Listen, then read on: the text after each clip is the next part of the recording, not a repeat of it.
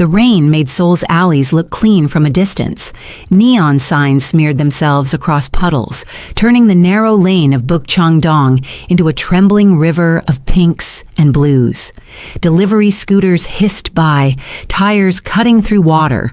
Somewhere, a drunk shouted a song half in Korean, half in slurred nonsense. At the very end of the alley, beneath a sagging balcony and a crooked gutter, a single yellow light burned behind frosted glass. Park Tailoring. The paint on the sign had flaked so much it looked like it was peeling away from the wall in embarrassment. Inside, Park Ji-woo was counting coins. They sat in a cracked porcelain bowl on the counter, dull and mismatched. She pressed each one down with her thumb to keep her hands from shaking. 3 days left before rent was due. 3 days before the landlord would stop pretending to be patient and simply tape a final notice to her door. Behind the thin curtain that separated the shop from the back room, her daughter slept on a floor mattress, stripped nearly bare from washings. Soo Jin's small foot poked out from under a faded cartoon blanket, the heel smudged with charcoal-like dust from the workshop. At 6 years old, she could already thread a needle. At 6 years old, she still thought her mother could fix anything. Ji-woo wished that were true. The heating barely worked. The space heater in the corner rattled now and then, coughing out more noise than warmth. She blew into her cupped hands, flexed stiff fingers, and looked around the shop the way people look over old photographs. Glass display case full of carefully folded shirts no one bought. A row of mannequins wearing sample suits that never left the premises. Bolts of fabric standing like silent witnesses along the wall. She was a foreigner in nearly every sense that mattered. Black in a city that still stared. Foreign-tongued in a neighborhood that tolerated her more out of habit than welcome. Her Korean was fluent now, but the first impression never went away. Dark skin, foreign name, Seoul's own gravity pushing her gently but firmly to the margins. On the counter beside the coin bowl lay a thin stack of papers she had tried not to look at all evening. Hospital letters with their rows of numbers and tiny printed threats, the last one bearing her husband's name in bold type. Past due. Transfer to collections. Legal action. Even dead, he was still costing her. Ji-woo exhaled slowly and started turning off the lights. Tomorrow she would wake at 5, open at 7, wait for customers who rarely came. She would smile, bow, and hem trousers for men who didn't look her in the eyes. It would never be enough. But it was what she had. She had just reached for the light switch when the door exploded open. The bell above it let out a strangled jangle as the wood slammed against the stopper. Cold, wet air rushed in. Ji-woo flinched, heart kicking against her ribs. For a second she thought it was the landlord, drunk, or some group of boys looking for trouble. Then she saw the suit. The man filling her doorway wore a black jacket that must once have fit like a second skin. Now the right shoulder seam was ripped open, delicate stitching gaping like a wound. The front of the white shirt beneath was splashed with something darker than rain. Blood, her mind supplied, before she could push the thought away. He was breathing hard, as if he'd been running. His sleek hair clung to his forehead in damp strands. In the harsh fluorescent light of the shop, his face was all edges. Sharp cheekbones, clean jaw, eyes that seemed to measure the room in one sweep. He looked like he belonged in a glass tower above the city, not in this sinking basement. "I'm closed," Ji-woo said automatically in Korean, even as her body stepped back to give him space. Habit, fear, reflex. He ignored the sign on the door, the darkness outside, her hesitation.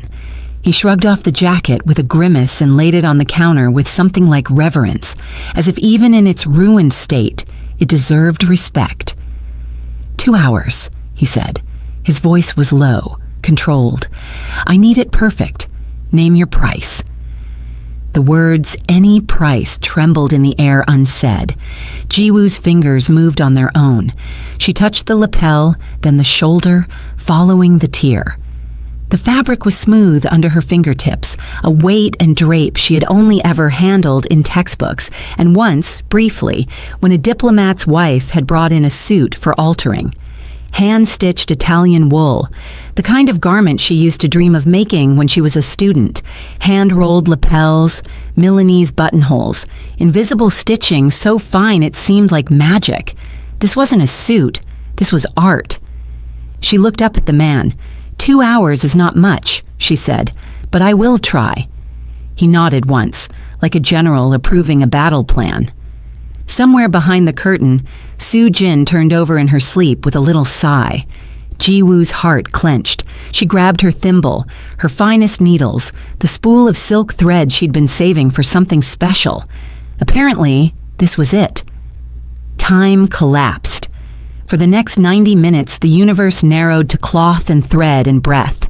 The rain outside became distant static. The ache in her lower back, the cold in her fingers, the thinness of her bank account, all of it receded. There was only the path of the needle, the soft resistance of wool, the steady pull as she recreated what some Italian artisan had done months ago in a sunlit studio half a world away. The man, whoever he was, stood near the wall watching in silence. He didn't pace. He didn't interrupt. His phone buzzed once. He silenced it. His gaze moved between the clock and her hands with a predator's patience. Ji-woo pretended she didn't feel his eyes. When the suit fought back, she coaxed it.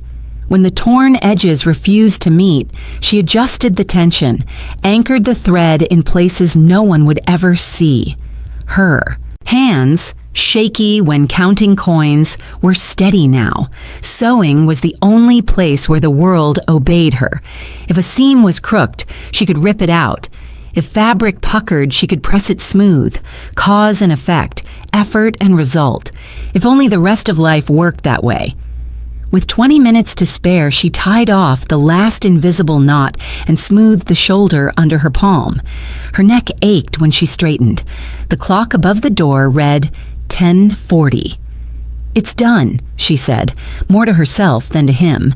He stepped forward. Under the light, his expression shifted from skepticism to something else. Surprise, then admiration, then an unreadable blankness that made him seem even more dangerous. He ran his finger along the repaired seam, searching for imperfection, for a trace of the damage. He found nothing. "What did you say your name was?" he asked. "I didn't." She swallowed. "Park Ji-woo." "Ms. Park." A slight inclination of his head, as if he were filing the name away. "You saved my life tonight." "You exaggerate," she said, forcing a small, polite smile. "It is only a shoulder seam." "In my world," he replied quietly, "walking into the wrong meeting, looking weak, can get you killed. This isn't a seam. This is armor." She didn't know what to do with that, so she nodded and stepped back, ready for the part that mattered more than any compliment: the payment. The envelope, with enough bills to hold off the landlord, soften the hospital's tone, maybe buy meat for Soo-jin's soup. He reached into his wallet and pulled out a card. Black. Matte, heavy, with a small embossed logo in one corner. Ji-woo's breath stopped.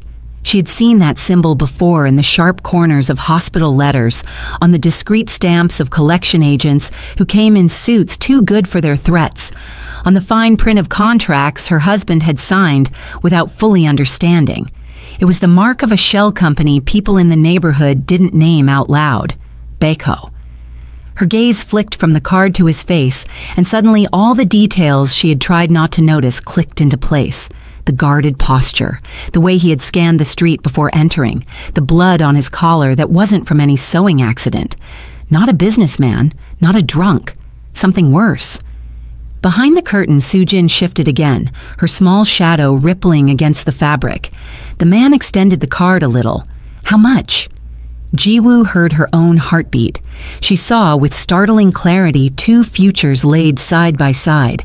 In one, she took the money. The rent was paid, the hospital quieted, the fridge full, and every gangster in Seoul knew the poor black tailor in Bukchang-dong was under Baeko's wing. In the other, she didn't.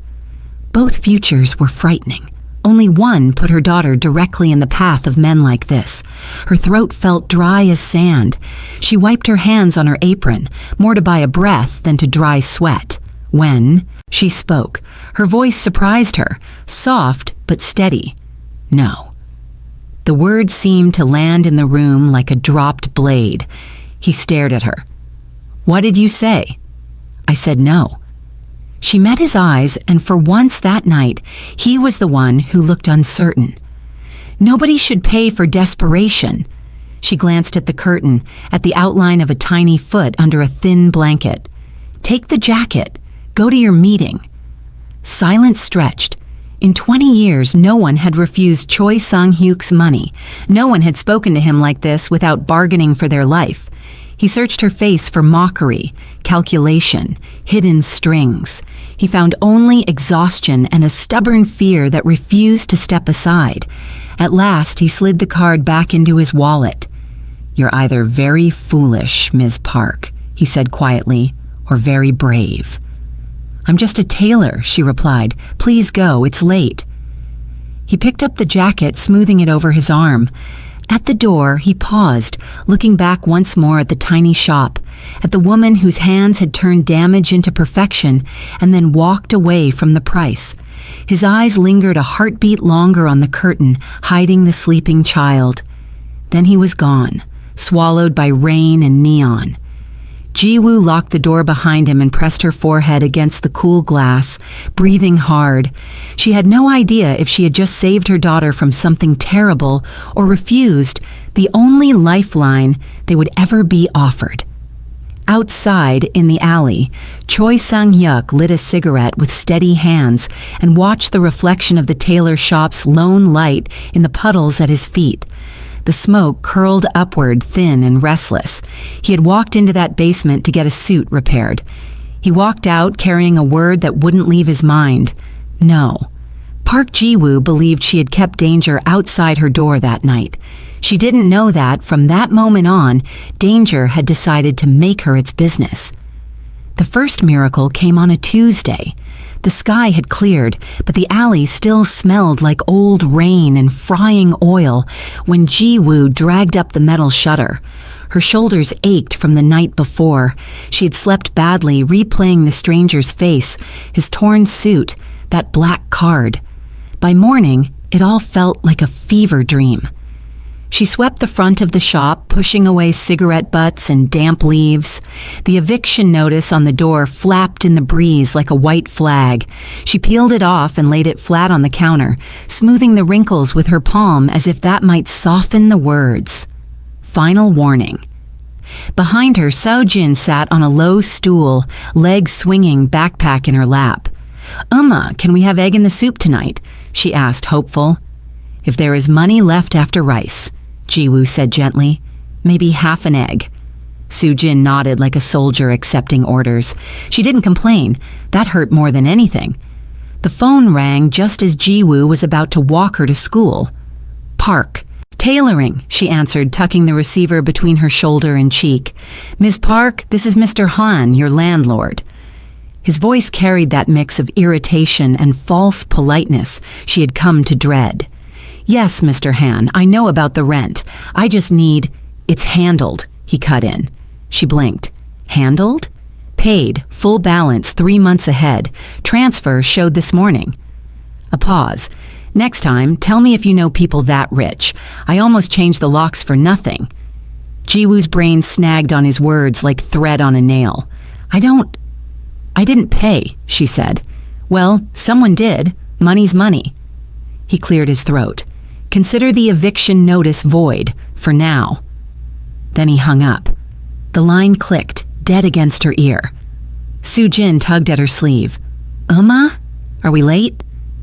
Ji-woo set the phone down slowly. Her heart should have lifted.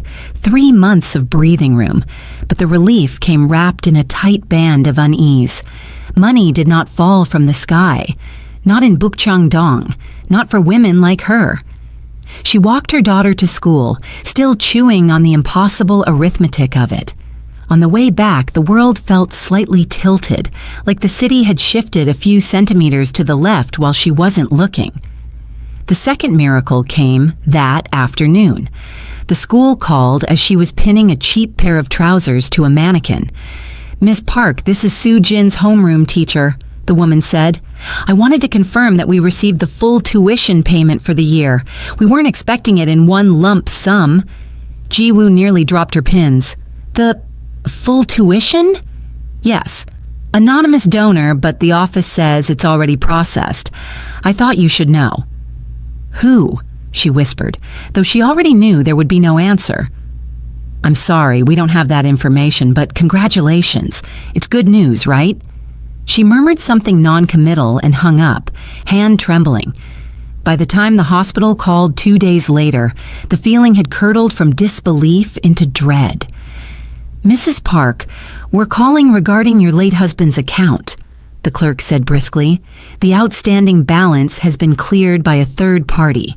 The collections process is halted. There will be no further legal action." "Cleared?" The word tasted foreign on her tongue. "Who paid?" "I'm afraid I can't disclose that," the woman said, bored. "You will receive a letter confirming the closure of the file. Good day." The dial tone hummed against Ji-woo's ear like a warning. Rent, tuition, medical debt, 3 separate accounts, erased in less than a week. There was only one person she could think of who could snap his fingers and make numbers like that disappear. And he had walked into her shop with blood on his collar and Baeko's black card in his hand. That night, as she bolted the door, Ji-woo noticed an envelope on the floor.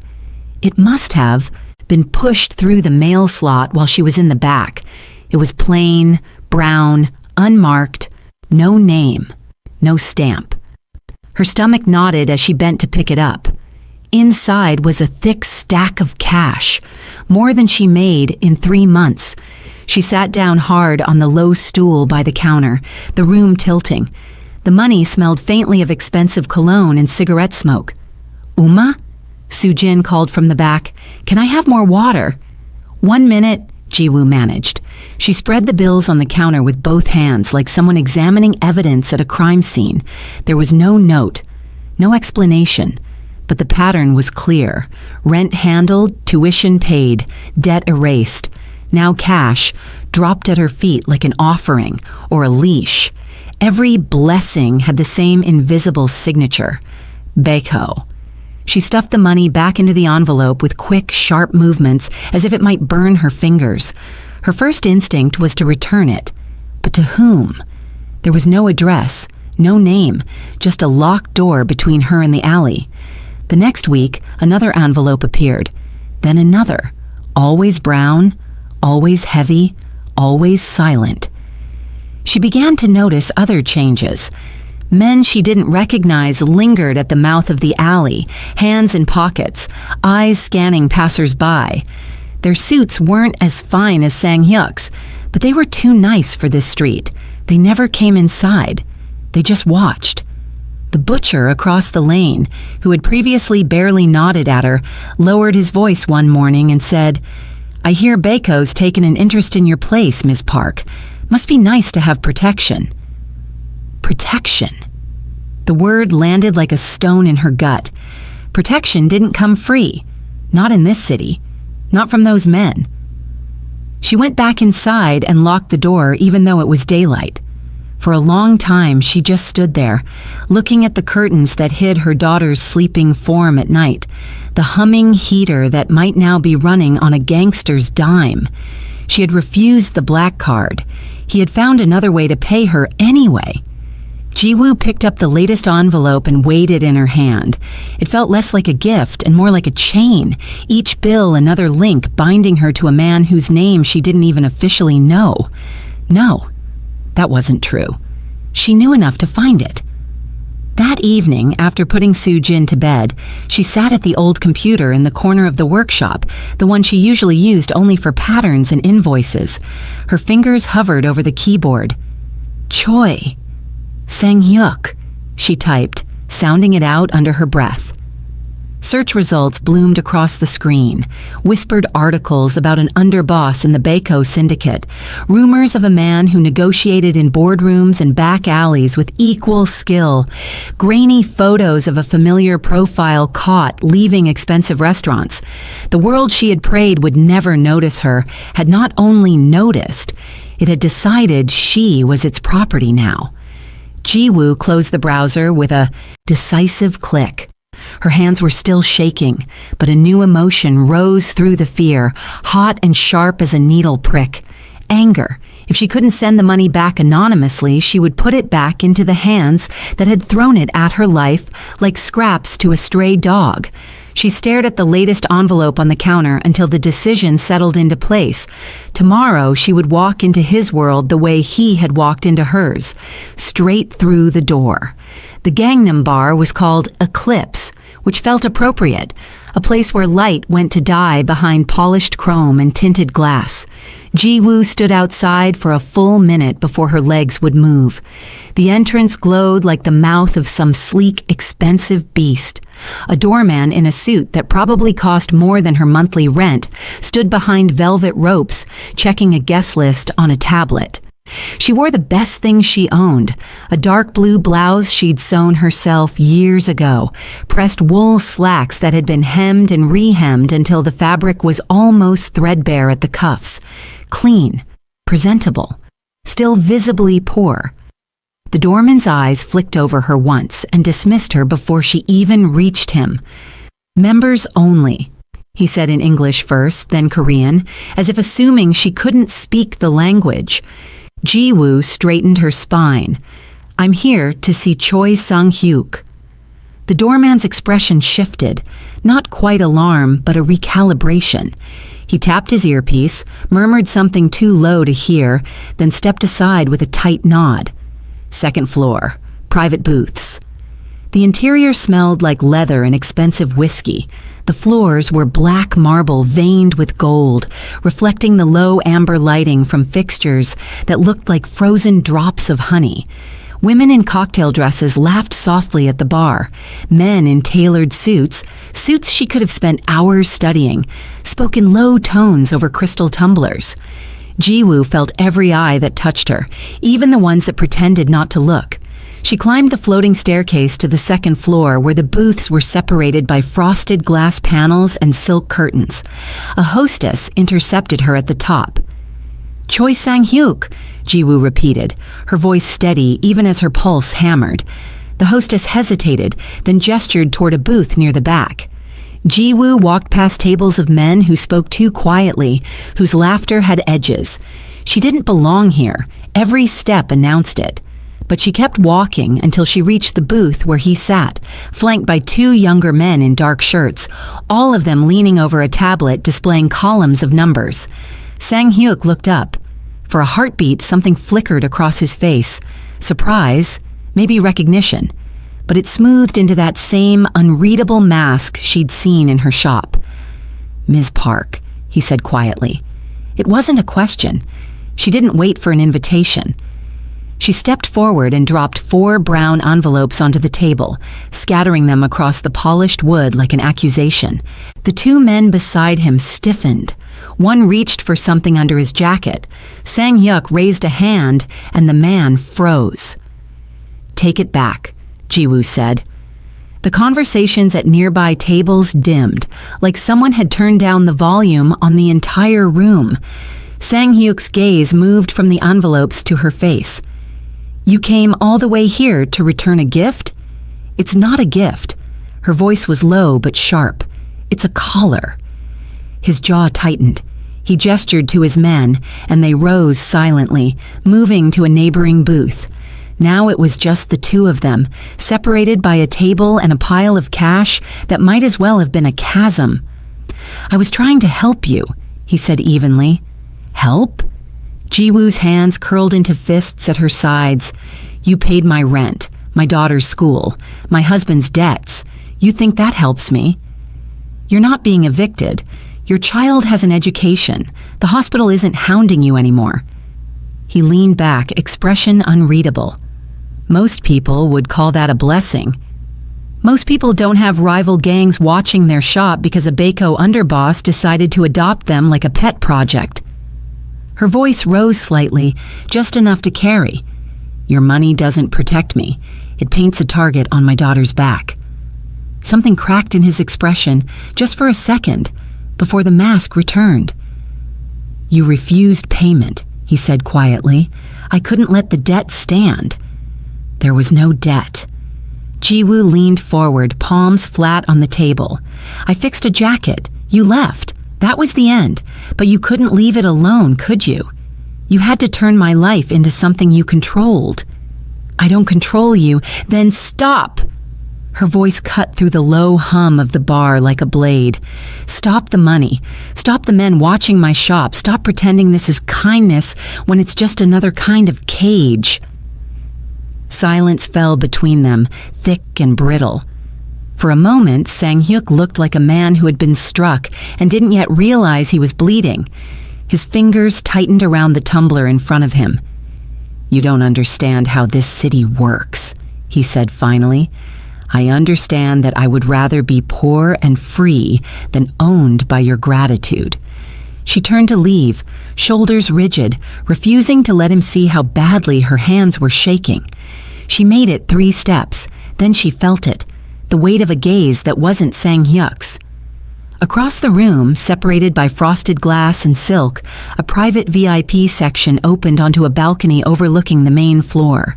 A group of older men sat there, whiskey and cigars, power radiating from them like heat from coals. One of them was staring directly at her, Chairman Go.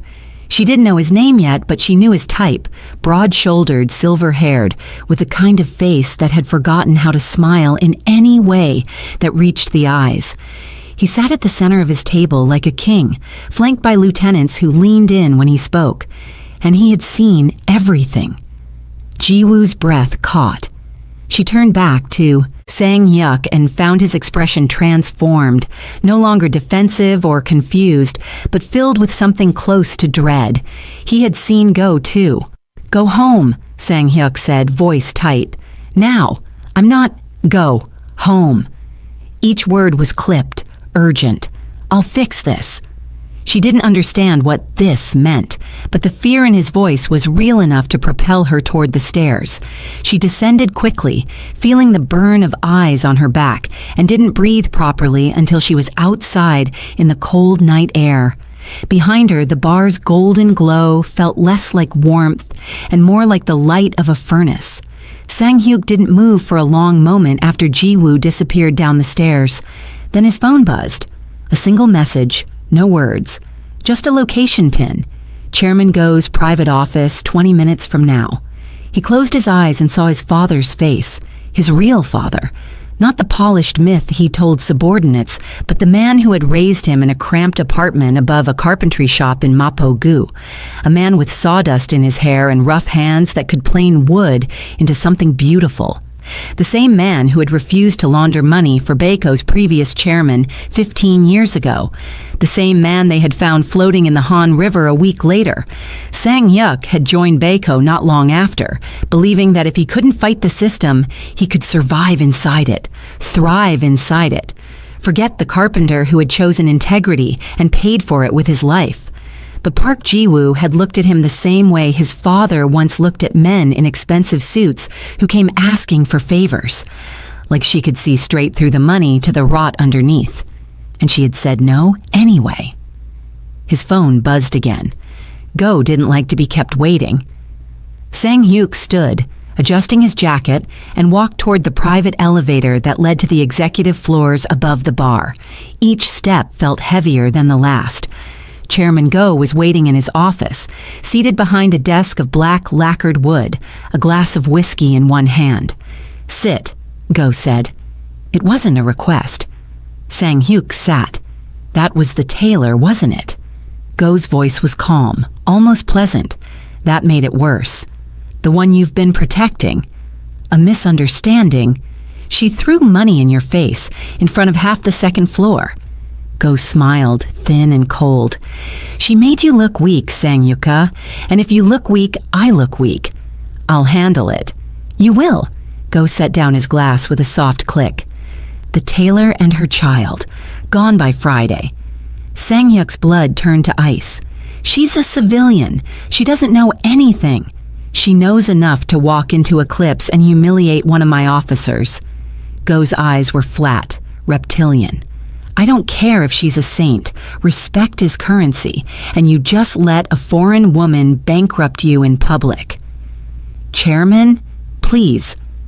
Friday, Go repeated, or I'll assume you've lost your spine along with your reputation and we'll have a different conversation.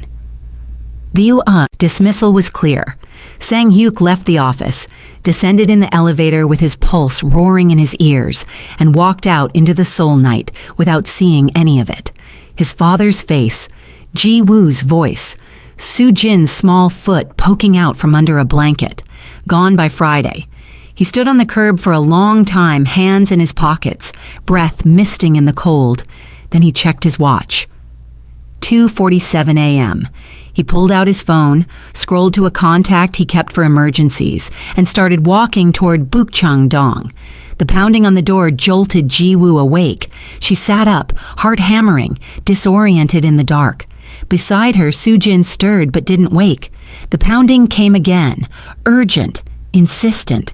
Ji-woo stumbled to the door, checked the peephole, and froze. Choi Sang-hyuk stood in the dim hallway, still in his suit, hair disheveled, eyes wild in a way that made her stomach drop. She opened the door a crack, chain still latched. "What are you—" "Pack a bag," he said, "right now." "I'm not going anywhere with you." "Chairman?"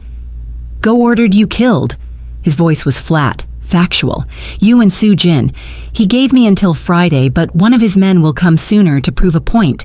You have maybe 6 hours before someone knocks on this door who won't bother talking first." The world seemed to tilt. "Because I threw money at you?" she whispered. "Because you embarrassed me in front of him." Sang-hyuk's jaw tightened. "In my world, that's enough." Ji-woo's hands shook as she unlatched the chain. She looked back at her daughter, still asleep, innocent, unaware that her mother's defiance had just painted a target over both their lives. "Why are you here?" she asked. "Why warn me?" Sang-hyuk met her eyes, and for the first time since she'd met him, she saw something raw beneath the surface. "Because you were right," he said quietly, "and I'm tired of killing people who are right." He stepped back. 5 minutes, Ms. Park. Bring what you can carry. Leave everything else." Ji-woo didn't argue. She woke her daughter, whispered that they were going on a trip, and stuffed clothes into a duffel bag with shaking hands. Behind her, Sang-hyuk stood in the doorway like a guard or a ghost. And somewhere across the city, in an office that smelled of cigars and old violence, Chairman Go poured himself another drink and made a phone call that would set the rest of the story in motion. The safe house smelled like mildew and old cigarettes. It was a 4th-floor walk-up in Yeongdeungpo, the kind of building where no one asked questions because everyone had something to hide. One room, a narrow bathroom, bars on the windows. Sang-hyuk's contact, a wiry man who didn't give his name, handed over the key and disappeared without a word. Soo-jin clung to her mother's leg, eyes wide and sleepless. Ji-woo stroked her daughter's hair and tried to keep her own terror from leaking into her voice. "It's just for a few days, baby, like camping." Sang-hyuk stood by the window, phone, dark in his hand, watching the street below. "Why?" Ji-woo asked quietly, once Soo-jin finally dozed on the narrow cot. "Why are you doing this?" He didn't turn. "Because Chairman Go gave me an order I won't follow." "You could have just not told me. Let it happen. Kept your position." "I could have." His jaw worked. 20 years ago, my father refused to launder money for Baeko. They killed him for it, threw him in the river like trash. He finally looked at her. "I told myself he was stupid. That integrity was a luxury only dead men could afford." Ji-woo said nothing. "Then you walked into a bar and chose dignity over survival." His voice dropped. "You sounded exactly like him." The weight of that confession sat between them like a third presence. "What happens now?" she whispered. Now I burn everything I've built, Sang-hyuk said, and hope it's enough to keep you alive. Seoul Metropolitan Police Headquarters was a gray monolith that swallowed light. Sang-hyuk walked through the front doors at dawn, hands visible, no weapon. The desk sergeant's eyes went wide with recognition and fear. I need to speak to organized crime, Sang-hyuk said calmly. Tell them Choi Sang-hyuk is here to make a deal. Within 10 minutes, he was in an interrogation room across from two detectives who looked at him like a bomb that might detonate. Detective Kang, older, skeptical, leaned back in his chair. You expect us to believe Baeko's underboss just walked in to confess? Not confess, trade. Sang-hyuk slid a folded paper across the table. Money laundering routes, shell companies, protection rackets, Go's personal kill list, including the order he gave me 3 hours ago to execute a civilian tailor and her 6-year-old daughter. Kang didn't touch the paper. Why? Because I'm tired, Sang-hyuk said simply. This could be a setup. False flag to eliminate rivals. Sang-hyuk expected that. He pulled out his phone, opened a folder, and turned the screen toward them. Bank statements, encrypted messages, photos of cash exchanges. The hospital that bankrupted Park Ji-woo. He tapped one document. Owned by a Baeko subsidiary called Shinseong Medical Holdings. They artificially inflated her husband's treatment costs to force foreclosure on her property. Real estate redevelopment scheme. Detective Kang finally picked up the phone, scrolling. His expression shifted. We've been investigating Shinseong for 2 years, he said slowly. I can give you the ownership chain, the offshore accounts, everything. Sang-hyuk met his eyes. But you need to move fast. Go knows I'm protecting the tailor. He'll escalate. The younger detective, Park, leaned forward. You're asking for witness protection. I'm asking you to keep an innocent woman and her child alive. Sang-hyuk's voice hardened. What happens to me doesn't matter. Kang and Park exchanged a look. We'll need everything, Kang said. Names, locations, testimony. You'll have it. What followed was a cascade. Sang-hyuk spent 3 days in that windowless room, spilling 2 decades of secrets. He gave them routes and schedules, offshore accounts in the Caymans, names of judges and city officials on Baeko's payroll. Every name he spoke burned another bridge. Every document he signed made him a dead man in the only world he'd ever known. The raid started within 48 hours. Baeko warehouses hit at dawn. Lieutenants pulled from expensive apartments in handcuffs. Bank accounts frozen. Assets seized. The news called it the largest organized crime bust in a decade. Chairman Go's face appeared on television, stone cold behind his lawyer, denying everything. But Go wasn't arrested. Not yet. He'd been careful, insulated by layers of subordinates and shell companies. The evidence touched him, but didn't grab, and that made him dangerous. Ji-woo watched the news from the safe house, Soo-jin coloring on the floor, oblivious. Each raid felt like a tightening noose, not around Go, but around her. Sang-hyuk moved them twice more, a motel in Incheon, a business hotel near Gimpo, always one step ahead, always looking over his shoulder. On the 6th day, Ji-woo's phone, the one she'd been told not to turn on, buzzed with a single message from a neighbor. Your shop is on fire. They drove back to Bukchang-dong in silence. The smell hit them first, acrid, chemical, the stench of burning fabric and melted plastic. Smoke still curled from the shattered windows. The metal shutter was warped and blackened. Firefighters had already left. All that remained was the husk. Ji-woo stood on the opposite curb, staring at the ruin of everything she had built. Her mannequins were gone, her fabrics, her tools, her father's old sewing machine she'd brought from America. All of it, ash. Soo-jin cried silently into her mother's coat. Sang-hyuk's phone buzzed. He glanced at it, face darkening. Go's people, he said quietly. They're asking around the neighborhood. Someone saw us leave together that first night. He looked at the burnt shop, then at Ji-woo. He knows I'm hiding you. This was a message. What kind of message? Jiwoo's voice was hollow. That he's coming to finish it himself. The police moved them one more time, a patrol safe house on the edge of the city, but the net was tightening. Go had money, connections, people inside the department. Detective Kang called Sang-hyuk on the 8th day. We're moving you to a secure facility tomorrow morning. Go's attorney is stalling the warrant, but we're close. How close? 48 hours, maybe less. Sang-hyuk hung up and looked at Jiwoo, who sat on the edge of the cot with Soo-jin asleep beside her, the girl's face still streaked with dried tears. We just have to last 2 more days, he said. Jiwoo didn't answer. She was staring at a photo on her phone, the last picture of her shop before the fire. The sign, the window, the light that used to mean safety. All of it gone because she had said one word to the wrong man in a bar. No. She wondered, not for the first time, if dignity was worth this price. Outside, the city hummed, indifferent and cold, and in a penthouse office across Seoul, Chairman Go made a phone call to a man who specialized in finding people who didn't want to be found. The hunt was narrowing, and the burnt shop, what was left of it, was about to become a battlefield. They ended up back at the shop, not by choice, by necessity. The safe house location leaked. A patrol car spotted one of Go's men circling the block, and the police scrambled to relocate them again.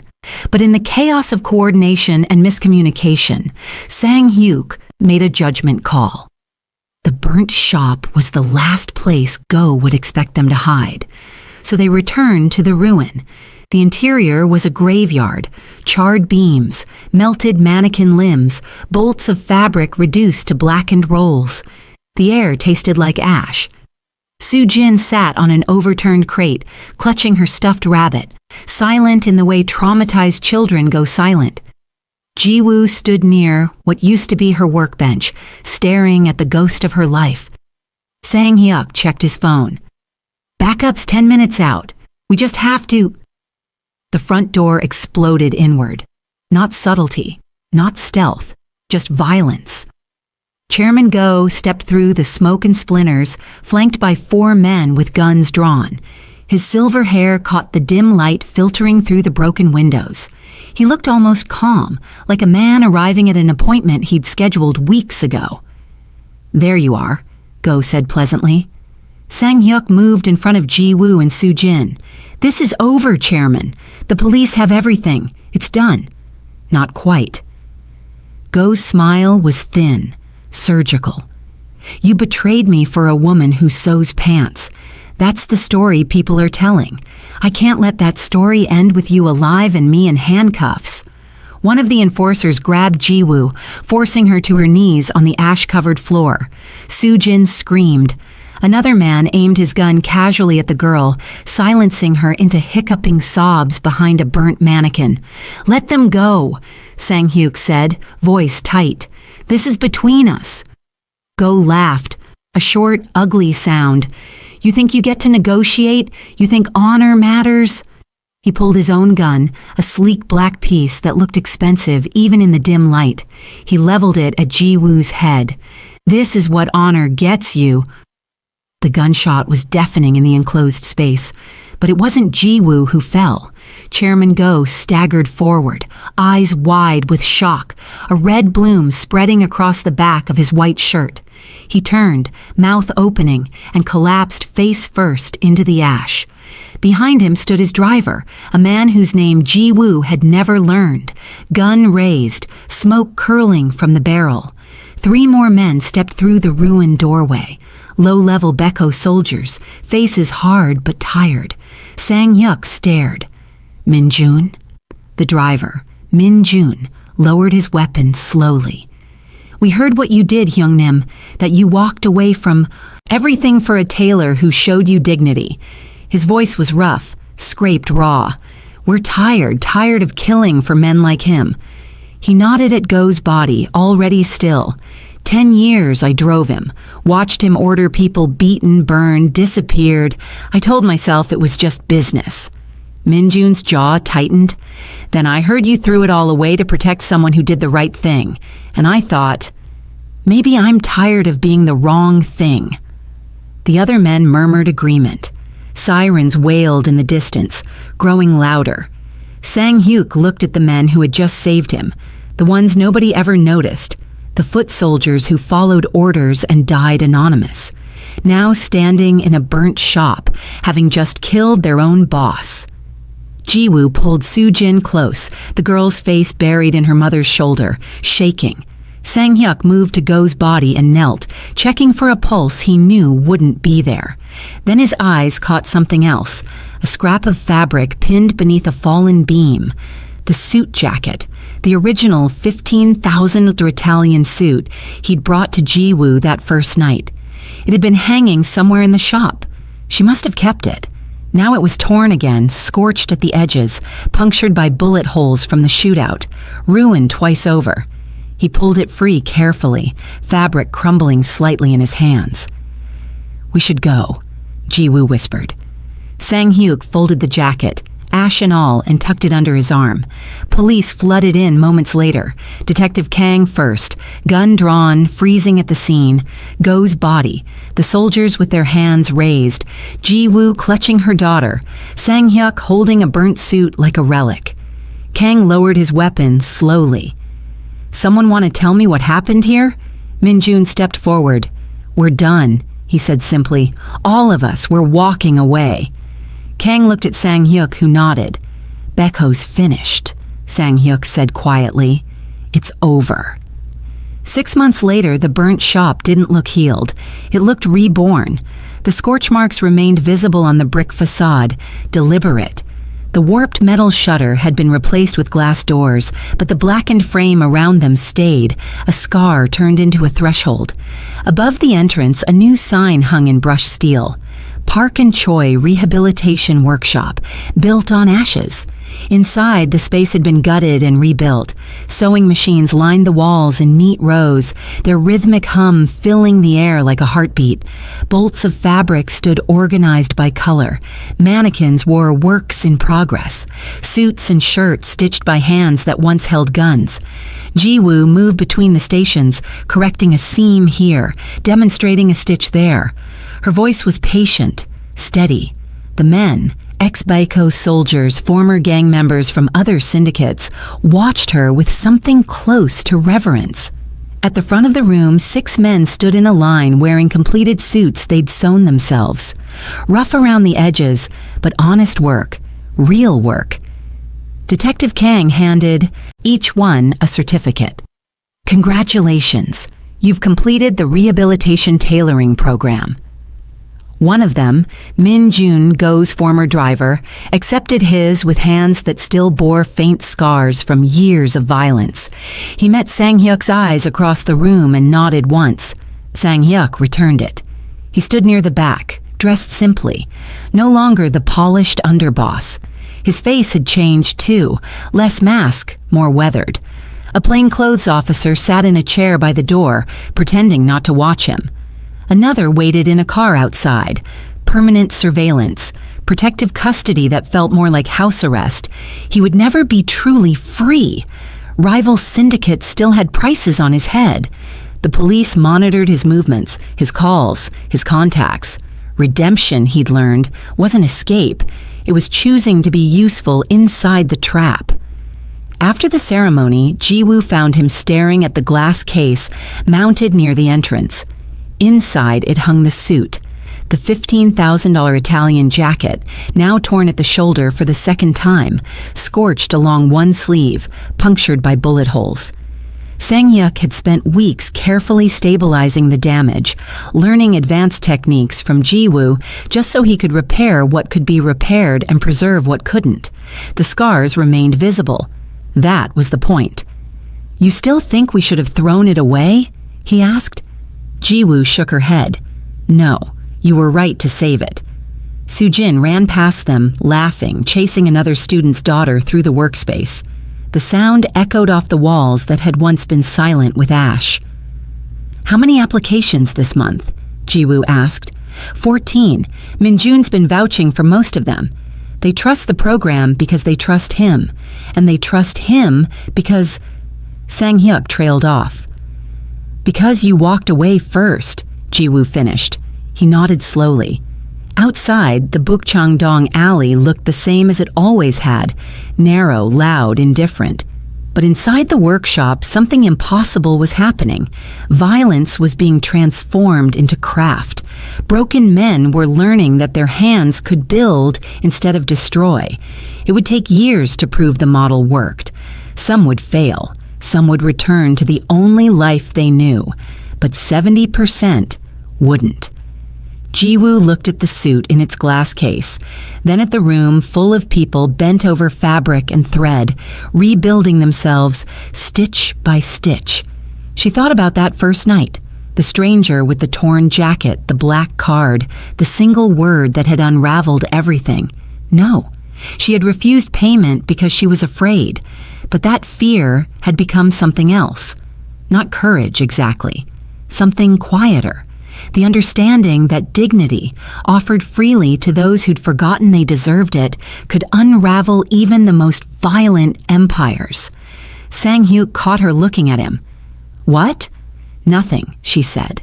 Then, after a pause, "Thank you for choosing this." He looked at the plainclothes officer by the door, at the men bent over sewing machines, at the suit that would never be whole again, but had become something better than perfect. "Thank you for showing me there was a choice," he said quietly.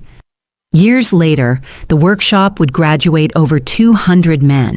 The burnt shop would become a foundation, and the legend would spread through Seoul's underworld, the story of a poor tailor who fixed a gangster's suit for free and accidentally saved his life in a way he never expected. Sometimes, the most dangerous thing you can do is remind a monster he was human first and give him needle and thread to prove it.